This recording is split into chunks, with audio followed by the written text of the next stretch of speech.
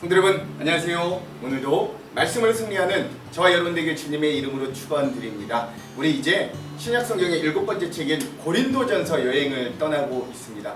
문제 많고 탈 많은 교회, 이 교회에 하나님은 바울을 통해 어떤 처방들을 내리시는가, 그리고 여전히 말 많고 탈 많은 우리 교회들에도 그 말씀들을 어떻게 적용할 수 있는가, 좀 은혜를 나누는 우리 그런 시간들이 좀 됐으면 좋겠습니다. 우리 어제의 말씀을 한번 기억해 볼게요. 어제는 이제 바울이 이 편지를 시작하면서 인사말, 그리고 이 본 편지를 쓰면서 감사의 말을 적었던 그런 모습들을 함께 볼 수가 있습니다. 우리 세 가지 내용을 나누죠. 첫 번째, 이 고린도 교회는 헬라 문화 가운데 지식도 높고 언변도 많은 사람들이 있기 때문에 바울의 사도권을 의심하는 그런, 그냥 바울이 개척했던 교회임에도 불구하고 바울의 사도권에 대해서 의심을 품는 사람이 많았습니다. 그래서 사도 바울은 이 편지의 가장 첫머리에 하나님의 뜻에 따라 예수 그리스도의 사도가 된 나 바울과 형제 소스데네는 이라고 이야기하는 거예요. 즉, 이 바울의 사도권을 의심하는 이 고린도 교회를 반면 삼는 거예요. 즉, 고린도 교회는 눈이 높았다. 그가 아무리 바울이어도 우리의 기준, 우리의 뜻에 우리를 한번 만족시켜봐라. 우리의 기준에 높은 기준을 당신이 맞춰봐라. 그렇지 않으면 당신이 인정하기 쉽지 않다 라고 하는 높은 기준의 교회였다는 거잖아요. 즉, 이런 교회의 기조, 교회 분위기를 반면교사 삼아서 오히려 교회라는 것은 서로가 서로를 성장시키는 거예요. 그게 교역자가 성도를 성장시키는 것 당연하게 여겨질 수 있어도, 또한 반대로 성도도 교역자를 기다려주고 인내해주므로 같이 동반 성장할 수 있는 그런 교회 공동체가 되어야 된다. 교회 공동체라는 건 일방적으로 주는 공동체가 아니라 서로가 서로를 성장시키는 공동체임을 기억해라 라는 것들을 좀 우리가 먼저 나눴고요. 두 번째, 그래서 고린도 교회는 그렇게 말도 많고 탈도 많고 문제가 많은 그런 부족함 중에도 바울은 그 교회를 뭐라고 소개하냐면, 이 편지를 받는 수신자인 고린도 교회 성도들을 이 교회는 하나님의 교회이고 당신들은 성도로 이미 인정받은 존재다 라고 이야기합니다. 그리고 당신들이 받아야 할 하나님께 은혜와 평강을 받기를 바란다 라고 이야기하거든요. 순서가 중요합니다. 지금 문제가 많은 교회가 가장 필요한 건 평강인 것 같으나, 문제가 해결되는 형통일 것 같으나, 바울은 그렇지 않습니다. 은혜를 회복하고 그리고 평강이 있기를 바란다 라고 이야기합니다. 즉, 사람 보기엔 사랑스러울 게 아무것도 없어요. 사람 보기엔 그 교회가 하나님 교회 같이 보이지 않아요. 사람 보기엔 내가 성도라고 이름 불리기도 부끄러워요. 그러나 하나님은 이미 예수 그리스도를 받아들인 우리들을 조건에 상관없이 우리의 교회를 하나님의 교회로, 우리를 성도로 받아주셨다. 그리하여 우리가 회복되어야 되는 건 먼저 예수 그리스도의 은혜가 필요해요. 그 은혜를 회복했을 때 하나님은 그 이후에 우리들에게 평강과 형통과 문제의 해결을 주심을 우리가 기억하는 그런 교회로 또한 세워져야 된다. 이것도 우리 두 번째로 나눴습니다. 마지막 세 번째, 그리고 나서 바울은 이 고린도 교회 성도들을 칭찬하거든요. 근데 그 칭찬의 내용들을 엄밀히 잘 살펴보면 사실 그 칭찬의 내용 하나하나가 사실 바울이 이후에 고린도 교회들을 책망할 문제들의 핵심 요인들이었습니다. 그러나 바울은 그 문제가 된 핵심 요인들을 그냥 단점과 문제점으로만 보지 않는 거예요. 오히려 그 모든 문제들이 해결되고 나면, 오히려 이들이 하나님께 변화를 받고 나면 그 모든 이들이 가지고 있던 요소들이, 단점으로 작용하던 요소들이 오히려 그들의 장점이 돼요. 그들의 뛰어난 지혜와 언변은 복음을 전하는, 또 그들의 이 구원의 확실성, 또 그들이 가지고 있는 많은 재물들은 다른 사람을 돕는, 이런 장점들로 쓰이기를 소망하는 눈으로 먼저 감사하고 칭찬하는 바울의 시각을 오늘 우리도 가졌으면 좋겠다. 오늘 우리도 그냥 현 상태만 보고 다른 사람을 판단하고 재단하는 게 아니라 그가 변화될 미래를 바라봐주고 기다려주고 칭찬하고 격려해줄 수 있는 그런 사랑의 공동체가 되기를 원합니다. 우리 이런 세 가지 우리 은혜들을 어제 함께 나눠보았습니다. 기억나시죠? 자, 오늘은 거기에 이어서 고린도전서 1장 두 번째 시간, 1-2의 시간입니다. 자, 이제 오늘부터 본격적으로 본론에 들어가는데요. 교회 분열에 대한 책망과 권면 첫 번째 시간입니다. 분량은 1장의 중반부인 10절에서부터 17절까지 오늘 우리가 함께 읽어볼 거고요. 제목을 짓자면 같은 말, 같은 마음, 같은 뜻을 품고 온전히 하라 라고 하는 이 바울의 이 말을 오늘 제목으로 삼아 보았습니다. 자, 그러면 오늘 이 부분에 대한 내용과 주안점을 들어가기 전에 우리 두 가지 맥을 한번 짚어보고 맥에 따라 한번 가보도록 할게요. 정말 첫 번째, 오늘 말씀해 보면 고린도 교회가 이제 그 네 개의 파벌로 분열되어 있는 상황과 또 그 이유가 나오거든요. 그런 것들을 한번 깊이 살펴보면서 오늘 말씀을 한번 읽어봤으면 좋겠습니다. 자, 두 번째, 자, 이런 상황에서 바울이 내놓는 처방전은 또한 무엇인가 함께 깊이 묵상하면서 한번 말씀을 읽어봅시다. 자, 이런 두 가지 맥을 짚으면서 오늘 내용과 주안점을 함께 좀 들어가 보도록 하겠습니다. 먼저 내용을 볼게요. 자, 1장의 중반부의 내용은 교회 분열에 대한 책망과 권면 첫 번째입니다. 자, 먼저 바울은 고린도 교회가 하나 되기를 권면합니다. 성도 여러분, 우리 주 예수 그리스도의 이름으로 여러분에게 호소합니다. 모두 의견을 합하고 여러분 사이에 편을 나누지 마십시오. 같은 마음과 같은 생각을 가지고 하나가 되십시오 라고 하는 거죠. 여기 중요한 건 뭐예요? 같은 말, 같은 마음, 같은 뜻을 품고 하나가 온전히 합하라 라고 하는 바울의 말입니다. 오늘 말씀의 제목처럼요. 자, 그리고 난 이후에 바울은 자기에게 들려온 소식대로 이 고린도 교회가 처한 가장 심각한 문제 중에 하나인 네 개로 분열된 모습을 그대로 이들에게 꼬집어줍니다. 나의 성도 여러분, 글로의 집에서 온 사람들이 나에게 여러분 사이에 다툼이 있다는 소식을 전해주었습니다. 그 내용은 이렇습니다. 여러분이 저마다 나는 바울을 따른다, 나는 아볼로를 따른다, 나는 베드로를 따른다, 심지어 나는 그리스도를 따른다고 말한다고 하니 도대체 그리스도가 나뉘었습니까? 바울이 여러분을 위해 십자가에 못 박혔습니까? 아니면 여러분이 바울의 이름으로 세례를 받았습니까? 라고 합니다. 이렇게 네 개 바울, 아볼로파, 게바, 베드로파, 그리고 이것도 다 식다. 우리는 예수만 따른 데서 그리스도파까지 네 개의 파로 나뉜 이 고린도 교회에 대해 바울은 책망해 주고 있습니다. 예수님이 나뉘었냐? 내가 여러분을 위해 십자가에 달려 죽었냐? 아볼로가 죽었냐? 베드로가 죽었냐? 그리고 내 이름으로 또는 그들의 이름으로 여러분들이 세례받았냐? 아니지 않느냐라고 이야기하는 거예요. 그리고 난 이후에 이 고린도 교회 분쟁에 대해서 이 바울은 이렇게 책망하는 거죠. 내가 그리스보와 가이오 두 사람 외에는 여러분 중 어느 누구에도 세례를 주지 않아 하나님께 감사합니다. 그러므로 여러분 중에서 어느 누구도 바울의 이름으로 세례를 받았다고 말할 수 없을 겁니다. 그러고 보니 내가 스데바냐의 가정에도 세례를 준 적이 있습니다. 하지만 이들 외에는 아무에게도 세례를 준 기억이 없습니다. 그리스도께서 나를 보내신 것은 세례를 주기 위해서가 아니라 복음을 전하도록 하기 위해서였습니다. 그것은 인간의 지혜로운 말로 하라는 것이 아니었습니다.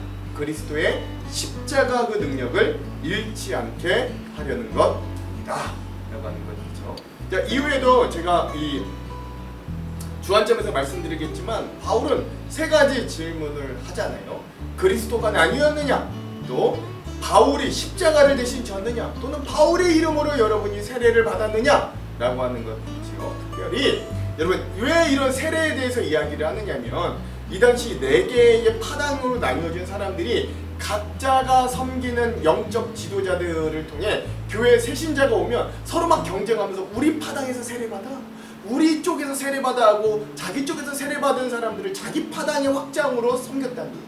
즉 세례라는 건 그런 의미가 아닌데 자기 세력의 확장을 위해 막 세례까지도 이용하는 이들의 모습이 있었다라고 하는 거죠. 그냥 더 깊은 의미들은 이따가 우리 주안점에서 함께 좀 나눠보도록 하겠습니다. 그러니까 굉장히 이 지금 고린도 교회가 이 여러 가지로 파당이 두 파당으로만 나뉘어져도 얼마나 교회가 시끄럽고 힘들어요. 두 부류로 나와서 싸워도. 근데 이거 네 군데로 나뉘어져서 서로 있으니까 이 얼마나 혼란스럽고 얼마나 지옥 같은 분쟁과 분열이 가득한 교회였겠냐. 우리 어렵지 않게 예상해 볼 수 있습니다. 자, 이런데 바울이 내주었던 해답과 또 해설은 무엇인가? 한번 우리가 좀 이제 의미들 한번 살펴볼게요. 자, 그럼 오늘 이 부분 고린도전서 1장 중반부 핵심 구절 한번 읽어보겠습니다. 10절이에요. 형제들아, 내가 우리 주 예수 그리스도의 이름으로 너희를 권하노니 모두가 같은 말을 하고 너희 가운데 분쟁이 없이 같은 마음과 같은 뜻으로 온전히 합하라. 아멘. 그렇죠? 뭐 제가 별다른 설명 안 해도 오늘 왜 이 말씀이 오늘 말씀의 핵심 구절인가 여러분 잘 아실 수 있습니다. 자, 그러면 오늘 이 부분에 대한 주안점 세 가지를 함께 나누고 오늘 말씀을 한번 읽어볼게요. 첫 번째, 자, 오늘부터 우리는 고린도전서를 썼던 바울이 진짜 고린도 교인들에게 하고 싶었던 본론의 부분을 함께 읽어갈 겁니다. 제일 먼저 바울은 자기에게 들려왔던 이 고린도 교회의 가장 심각한 문제였던 분쟁, 분열의 문제에 대해 직접적으로 이렇게 자세히 언급합니다. 11절, 내 형제들아 글로에의 지편으로 너희에 대한 말이 내게 들리니 곧 너희 가운데 분쟁이 있다는 것이라. 아멘. 이 고린도 교회 가운데 분쟁이 있다는 것을 바울이 뜬 소문을 들은 게 아니라 신뢰할 수 있는 성도 글로에라고 하는 사람의 집에서 보낸 사람을 통해 직접 들었던 사실입니다. 바울은 글로에라는 여인이 보낸 사람을 통해 고린도 교회가 이런 심한 분쟁이 휩싸였다는 것을 듣고 그 확실한 정보를 바탕으로 고린도 교회 분쟁이 나타난 현상을 다음과 같이 꼬집어줍니다. 12절, 내가 이것을 말하거니와 너희가 각각 이르되 나는 바울에게, 나는 아볼로에게, 나는 게바에게, 나는 그리스도에게 속한 자란다는 것이니. 아멘. 자, 먼저 여기 언급된 이름들 바울, 아볼로, 게바, 베드로는 모두 고린도 성도들에게 잘 알려진 주님의 일꾼들이자 영적 지도자들입니다. 모두 직간접적으로 고린도 교회에서 목회하고 그들을 가르치고 돌보고 인도했던 목회자들이었습니다. 바울은 교회를 개척한 담임 목사였고, 아볼로는 그 뒤를 이어 교회를 양육한 또 다른 담임 목사, 후임 목사였고, 게바, 베드로는 여기서 목회를 하진 않았지만 예수님의 수제자로 이미 소문이 전평나 있었고 교회의 기둥 같은 일꾼으로 당시 모든 전 세계 교회에 영향을 미쳤던 전체 교회 지도자의 상징이었습니다. 근데 중요한 건 이런 분쟁이 언급되었던 이 지도자들 사이에서 직접 이런 분쟁이 일어난 현상이 아니라는 거예요. 그렇죠? 그러니까 바울과 베드로와 아볼로가 서로 막 진짜 싸웠던 건 아니라는 겁니다. 그들이 싸웠던 게 아니라는 거예요. 오히려 이들 지도자들끼리는 경쟁이나 갈등이 하나도 없었습니다. 사실 일반적인 공동체 분쟁은 어떻게 일어나냐면 지도자들 사이의 미묘한 경쟁과 시기심으로 균열이 생기기 시작하면서 각각 그 지도자들에게 추종하는 무리가 들러붙으면서 그 분쟁이 커지기 마련이거든요. 그러나 고린도 교회의 경우는 그런 목회자들과 지도자들 사이엔 아무런 분쟁이 문제가 없었습니다. 즉 고린도 교회 분열의 핵심은 성도들로부터 시작되었다는 것을 우리가 좀 주목해야 될 필요가 있습니다. 즉 고린도 교회의 분열의 그러면 어떠한 이유로 이 성도들은 편이 나뉘어졌을까요? 방금 읽었던 12절을 근거로 많은 학자들이 이렇게 추측합니다. 첫 번째, 바울파, 바울에게 속한 자라고 말하는 사람들은요, 바울은 고린도 교회를 세우고 개척했던 초대 담임 목사였어요. 따라서 그들은 고린도 교회를 세운 바울을 통해 복음을 받아들인 바울과 친밀한 사람들이었기 때문에 말하자면 바울파는 고린도 교회 개척 멤버를 중심으로 한 고린도 교회 주류 사람들일 거라고 또 추측합니다. 자, 그럼 두 번째, 아볼로파는 어떤 사람이냐? 아볼로에게 속한 사람들은요, 이제 그 후임 목사님인데, 아볼로 목사는 탁월한 성경 해석가이자 교사이자 웅변술, 그러니까 스피치가 뛰어난 자였다고 했어요. 자, 사도행전 18장 24절에 보면 아볼로에 대해 이렇게 평가합니다. 알렉산드리아에서 난 아볼로라는 유대인이 에베소에 이르니 이 사람은 언변이 좋고 성경에 능통한 자라. 아멘. 그렇죠. 따라서 이 아볼로파 사람들은 세련되고 지적인 신앙을 좋아하는 사람들이 아마 모여있지 않을까라고 여겨집니다. 다음으로 세 번째, 게바, 베드로에게 속한 사람들입니다. 이 베드로파는요, 대부분 이방인으로 구성되었던 이 헬라파, 이방인이 많았던 고린도 교회 안에 비교적 소수로 존재했던 유대교 출신, 유대인 성도들로 보통 추측이 되는데요. 그러니까 이제 같은 배경, 같은 전통, 같은 율법, 같은 역사를 공유하고 있는 이 유대인의 사도 베드로를 추종하느라고 생긴 베드로파는 이 12사도 중에도 베드로는 그들이 추종하는 이 베드로 사도는 12사도 중에서도 기둥사도, 수제자였잖아요. 그리고 주로 유대인들에게 복음을 전했기 때문에 베드로, 게바에게 속한 사람들은 그래서 주로 유대인들일 것이다. 근데 소수였을 것이다 라고 여겨지는 거죠. 마지막, 그리스도파, 나 그리스도에게 속해졌다 라고 하는 사람들을 살펴볼 필요가 있습니다. 교회에서 예수 그리스도에게 속해야 되는 건 문맥상 말로는 맞습니다. 그러나 이 고린도 교회 안에 있는 그리스도파들이 자칭 자신들이 따라간다고 주장하는 진짜 예수 그리스도는 사실 분열을 지시한 적이 한 번도 없으신 거예요. 오히려 자칭 자기가 그리스도에게 속했다고 하는 이 고린도 교회 성도들은 다른 사람들의 생각을 잘 인정하지 않는 자기중심적이고 독선적인 성향이 강한 사람들로 오히려 추측됩니다. 특히 이 사람들은 내가 예수로부터 그리스도로부터 직접 말씀을 들었다는 직통계시를 주장하는 사람들처럼 보여지기도 한다. 학자들이 이렇게 예측하게 됩니다. 이처럼 고린도 교회 사람들이 바울과 아볼로와 게바, 베드로의 이름을 말하면서 그들에게 자기가 속해 있다고 말하지만 사실 바울이나 아볼로나 베드로 역시 예수 그리스도를 가리키는 손가락에 불과한 사람들이었습니다. 대신에 고린도 교회 파당을 짓는 사람들이 오히려 이 지도자들의 이름을 들먹이며 자기들의 이익과 세력을 위해 이용해 먹는 겁니다. 여러분 꼭 기억하십시오. 바울, 아볼로, 베드로 이들이 아무리 뛰어나고 아무리 위대한 사도요 전도자라고 할지라도 이들 모두는 예수 그리스도를 가리키는 손가락일 뿐입니다.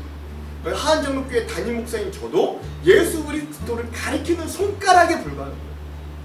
사단은 오늘도 우리의 교회가 이렇게 4분 오열되어 서로를 분열하고 분쟁하기를 간절히 바랍니다.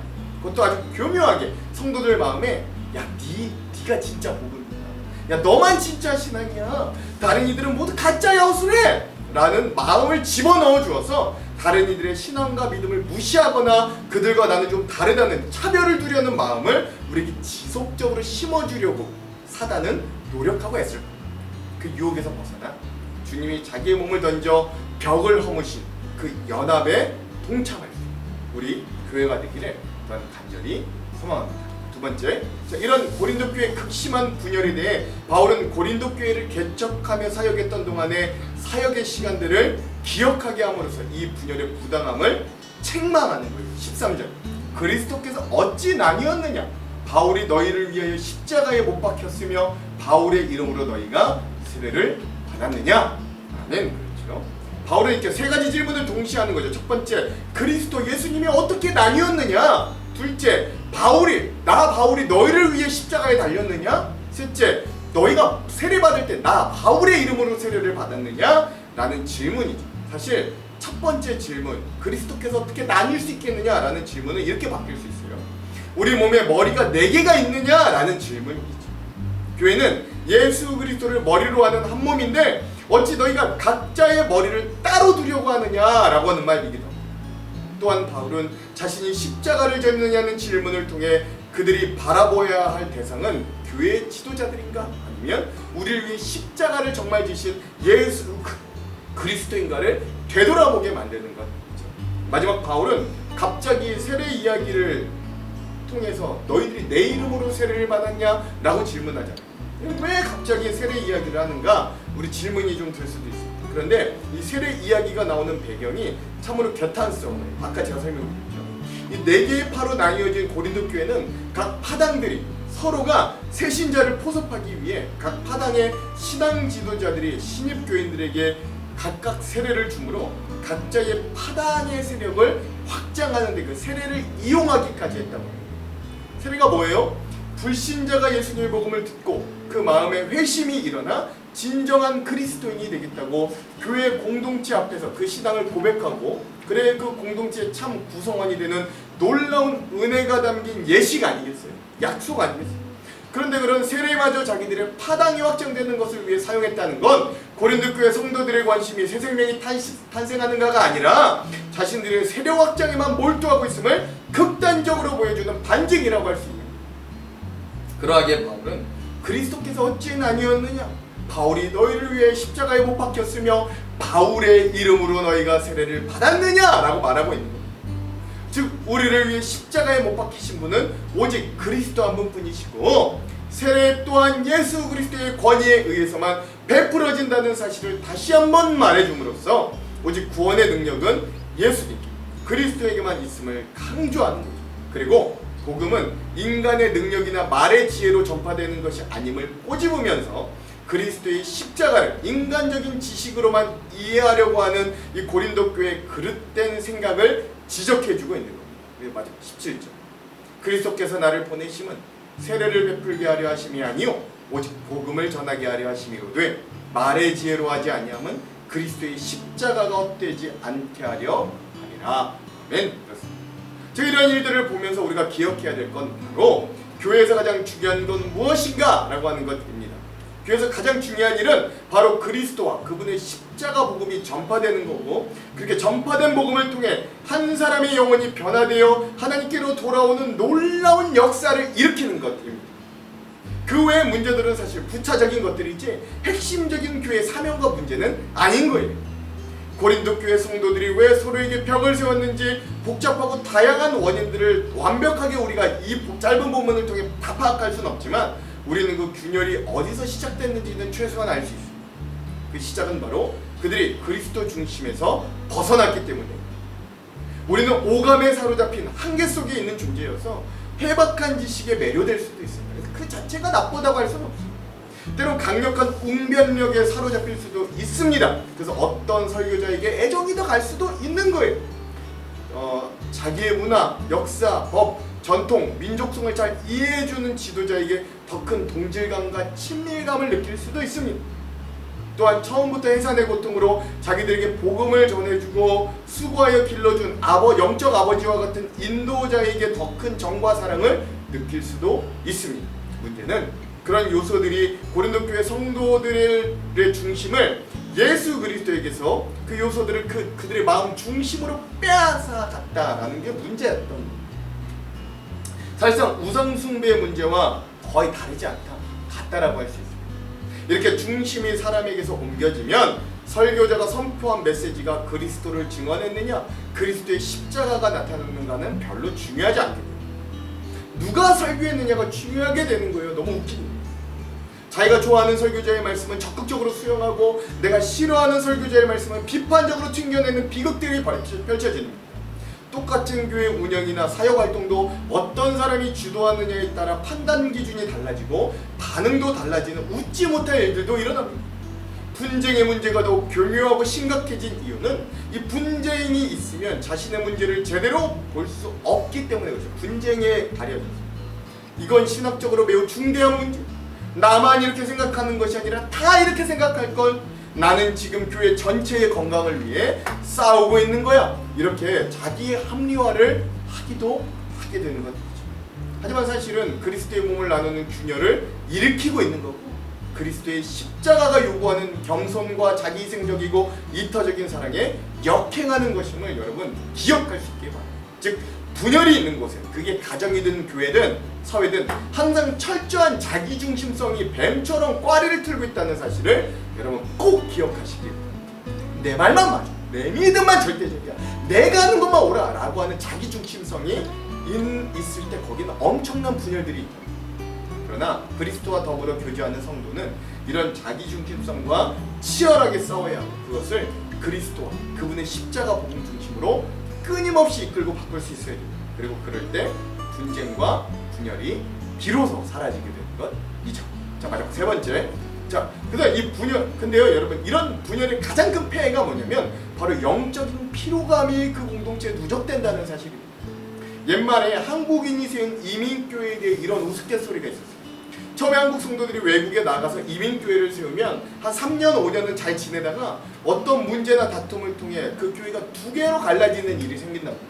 그런데 그 두 개로 갈라진 교회를 다시금 하나로 합치려는 움직임이 분명 생기는데 결국 그게 쉽지가 않아서 하나였던 교회가 원래 갈라진 두 개의 공동체에서 이 두 개의 공동체를 합치려고 애를 썼던 또 하나의 공동체까지 나뉘어져서 세 개가 되더라는 거죠.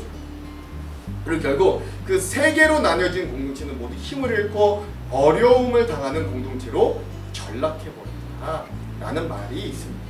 저는 분열과 분쟁의 큰 폐해가 바로 이러한 일이라고 여겨지는 거예요.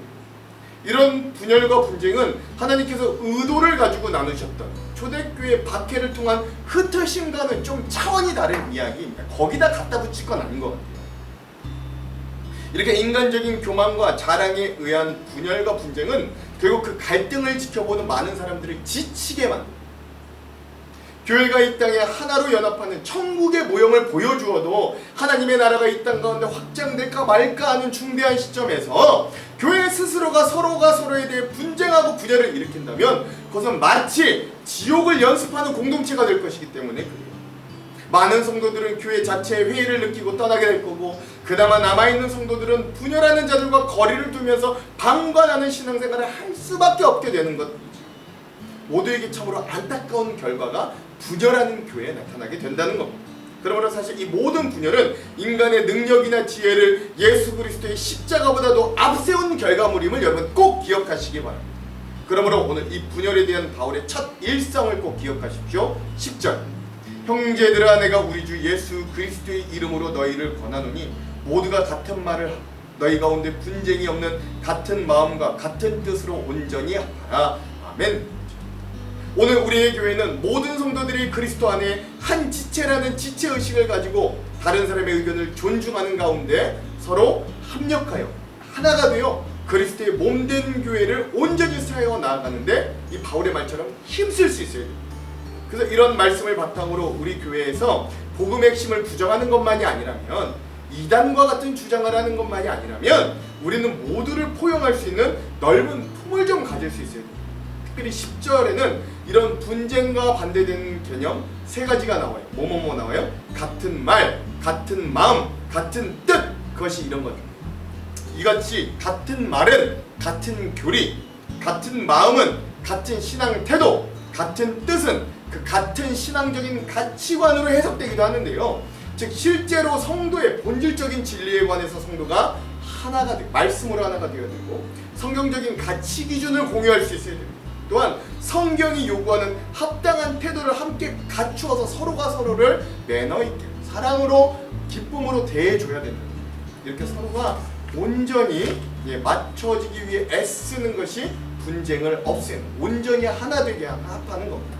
그리고 바울은 그렇게 같은 말, 같은 마음, 같은 뜻을 가지고 마지막 온전히 합하라 라고 최종적으로 명령하는 거죠. 여기서 합하다 라고 하는 헬라어 단어의 원뜻은 여러분 그물이 찢어져 있잖아요. 이 찢어진 그물을 다시금 꿰매어서 그 그물이 하나로 합해져 강건하게 다시금 그물질할 수 있는 상태로 만들다 라고 하는 뜻이 있다고 합니다.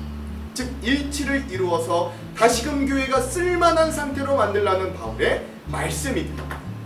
바울은 교회의 분쟁과 분열의 상태가 바로 쓸모없어진 상태라고 말하고, 교회가 복음을 회복하여 다시금 하나를 짓을 때 비로소 다시금 하나님 보시기에 사용가치가 충분한 상태가 되었다고 말하는 겁니다. 고린도 교회처럼 여러 가지 이유로 찢어지고 갈라지는 현상을 보거나 그것을 직접 경험하는 건 참 비극적인 일입니다. 그렇죠? 우리 교회도 몇 년 전까지만 해도 그런 아픔을 겪어내게 되었습니다. 그리고 한편 우리가 지금 그런 심한 분쟁을 겪고 있지 않다고 안심하거나 자랑하지도 말아야 됩니다. 사실 부족한 인간이 모인 교회는 분쟁의 기본적인 의미인 갈라진 틈, 그 균열이 언제든지 우리가 그걸 알아차리기도 전에 우리 안에 생길 수 있고, 또 그냥 가만히 놔두면 반드시 큰 파벌과 분열이 날 수밖에 없기 때문에 그래요. 우리 본성이 그렇습니다. 그러므로 오늘 우리가 이 말씀의 부분을 읽으면서 오늘 우리의 교회 공동체가 같은 말, 같은 마음, 같은 뜻을 품고 온전히 합하여지는 한 공동체로 서도록 서로 기도하고 서로 사랑으로 맺는 은혜가 있기를 주님의 이름으로 축원합니다. 기도합니다. 하나님, 오늘 우리 교회가 고린도 교회가 4번 오열된 모습을 보며 우리의 모습을 되돌아보기를 소망합니다. 그 중심에 자기 중심성이 있었으면 예수님이 주인 되지 못하였고, 예수님이 중심되지 못하여 자기 자신의 자랑이, 자기 자신의 뽐냄이 오히려 교회의 중심이 되었던 안타까운 모습들을 봅니다.